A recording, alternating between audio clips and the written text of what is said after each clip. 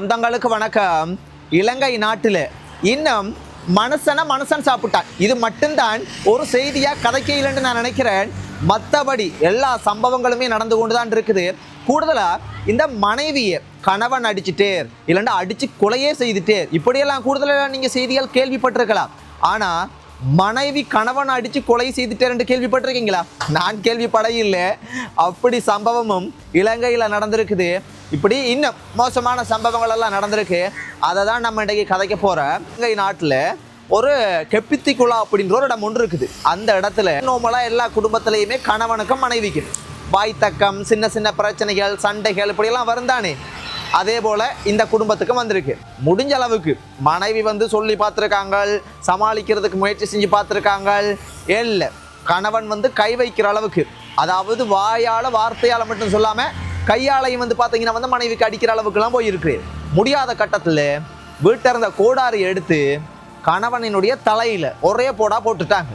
போட்டுட்டு காவல் நிலையத்தில் போய் சரணடைஞ்சிட்டாங்க.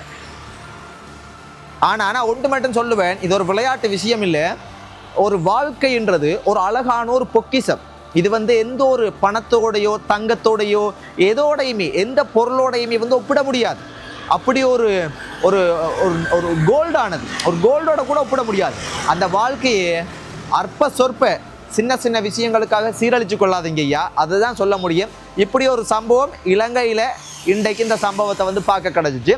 அது மட்டும் இல்லை, மாமனார் மருமகனை பொல்லாலையே அடித்து போட்டு தள்ளிட்டு இந்த சம்பவமும் இலங்கை நாட்டில் நேற்று நடந்திருக்கு. சரி, என்ன பிரச்சனை? ஏதாவது நாட்டில் ஏதாவது சாதிக்கிறதுக்கு ஏதாவது உண்டு, இவங்க நாட்டை கட்டியெழுப்புறதுக்கு முயற்சி செஞ்சுதான் அந்த பிரச்சனை வந்திருக்கான்னு கேட்டிங்கன்னா அதுதான் இல்லை. என்ன நடந்திருக்குண்டா, மருமகன் இதெங்க நடந்திருக்குண்டா இலங்கை நாட்டில் காலி என்று சொல்கிற இடத்துல தான் அந்த சம்பவம் நடந்திருக்கு. காலி என்ற மாவட்டத்துக்கு உட்பட்ட இடத்துல நடந்திருக்கு. மருமகன் அவங்களோட ஃப்ரெண்ட்ஸோட நண்பர்களோட நல்லா பார்ட்டி நல்லா தண்ணி பாட்டி நல்லா போட்டுட்டு நல்ல ஜாலியாக நல்லா ஃபன் பண்ணி முஸ்பாத் பண்ணி நல்ல சந்தோஷமாக இருந்திருக்காங்க. அப்புறம் அவர் நண்பர்கள் எல்லாம் பயங்கர மட்டையாயிட்டாங்க. அப்படின்னா அவங்களோட நண்பர்கள் அவங்களோட வீட்டுகளுக்கு போகிறதுக்கு நிதானம் இல்லை. அப்போ மருமகன் என்ன செஞ்சிருக்கேன்டா, மாமாட்ட ஆட்டோ ஒன்று இருந்திருக்கு. அப்போ மாமனார்கிட்ட என்ன கேட்டு இருக்கேன்டா, ஆட்டோவை தாங்க முச்சக்கர வண்டியை நண்பர்களை எல்லாம் வீட்டை கொண்டு போய் விட்டுட்டு வர்றதுக்குன்னு கேட்டிருக்கேன். அவர் தெரியும் தானே, இப்போ இப்படி கதைச்சேர்ன்னு சொல்ல வரையில இப்படியெல்லாம் கதைச்சிருக்கலாம். நீங்கள் குடிச்சு போட்டு கூத்தடிக்கிறதுக்கு என்னுடைய ஆட்டோவை தர்றதா, நான் தொழில் செய்கிற ஆட்டோ அப்படி ஏதாவது ஒன்று சொல்லியிருப்பாங்க.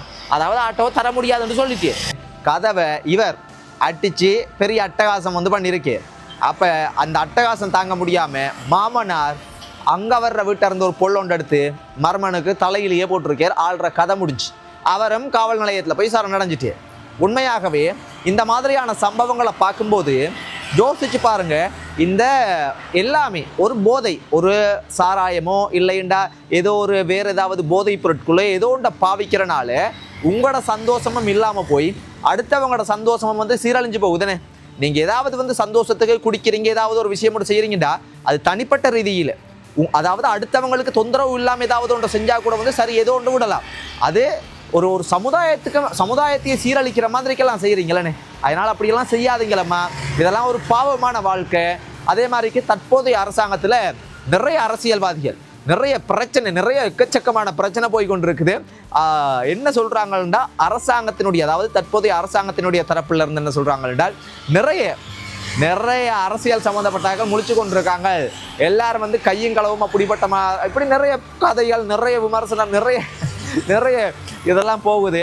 ஆனால் ஒன்று மட்டும் நல்ல திட்ட தெளிவாக தெரியுது, தற்போதைய அரசாங்கம் செய்கிற நடவடிக்கைகள். நான் தற்போதைய அரசாங்கத்துக்கு ஆதரவான ஆள் இல்லை, மோசமான சம்பவங்கள் நடந்தால் கூட அதையும் நான் கதைப்பேன். ஆனால் இந்த அரசாங்கம் உண்மையாகவே இந்த ஆட்சி மாற்றம் வரலண்டா, எனக்கு தெரிஞ்சு நடக்கிறத பார்க்கும்போது அப்படி தான் தோணுது. இந்த நாட்டில் எதுவுமே மிஞ்சி இருக்காது. ஒரு இளைஞர்கள், ஒரு சின்ன பிள்ளைகள் யார எதிர்காலமும் எடுக்கிறது கொண்டும் இல்லாமல் இருந்திருக்க மட்டும் நினைக்கிறேன். ஆனால் மிகப்பெரிய மாற்றம் இந்த போதைப் பொருளை தடுக்கிறதுக்கான விஷயங்களை செய்கிறாங்க. சந்தோஷமாக இருக்குது. அது மட்டும் இல்லை, இந்த பாதாள உலக கும்பல் என்று சொல்கிறாங்க, இதை மறுபடியும் உருவாகிறதுக்கு சந்தர்ப்பமே இல்லையா. அரசாங்கத்தினுடைய தரப்பில் அழுத்தம் திருத்தமாக சொல்கிறாங்க. ஏனெண்டா அதுக்கான சந்தர்ப்பம் இனிமேல் உருவாகிறதுக்கு வாய்ப்பே இல்லையா. ஏனெண்டா அந்த பாதாள உலக கும்பலெல்லாம் எப்படி உருவாகி இருக்கிறாங்கண்டா, அரசியல் நோக்கத்துக்காக அரசியலினுடைய ஒரு பின்பலத்தை வச்சு தான் இதை உருவாக்கி இருக்கிறாங்க. ஆனால் அது ஒரு கட்டம் வரும்போது, இந்த ஆட்சி மாற்றம் வரும்போது இவங்கள் எல்லாம் வந்து சில விஷயங்கள் எல்லாம் செய்ய முடியாமல் போகும்போது அந்த அவங்களுக்குள்ளேயே அடிப்படிப்பட்டு அந்த மாதிரி ஒரு பிரச்சனையை உருவாகக்கூடிய சூழ்நிலை ஏற்பட்டிருக்கான். எதுவாக இருந்தாலும் இந்த போதைப் பொருளை தடுக்கிற செயற்பாடு அரசாங்கத்துக்கு மிகப்பெரிய, இந்த அரசாங்கத்தை தலையில தூக்கி வச்சு மக்கள் கொண்டாடுற ஒரு சூழ்நிலைக்கு கூட போகலாம். ஆனால் அது அவ்வளவு லேசான காரியம் இல்லை. பொறுத்திருந்து பாவம் என்ன செய்கிறாங்கன்னு நீங்க என்ன நினைக்கிறீங்க? தற்போதைய அரசாங்கம் செய்கிற நடவடிக்கைகளை பார்க்கும்போது உண்மையாகவே நீதியாக நேர்மையாக நாட்டுக்காக மக்களுக்காக மண்ணுக்காக வேலை செய்கிற அரசாங்கமாக இருக்குதா? இல்லைண்டா இந்த அரசியல்ன்றது, அரசியலில் ஈடுபட்டா அம்மா அப்பாவாக இருந்தா கூட நம்ப கூடாதுன்னு சொல்லுவாங்க.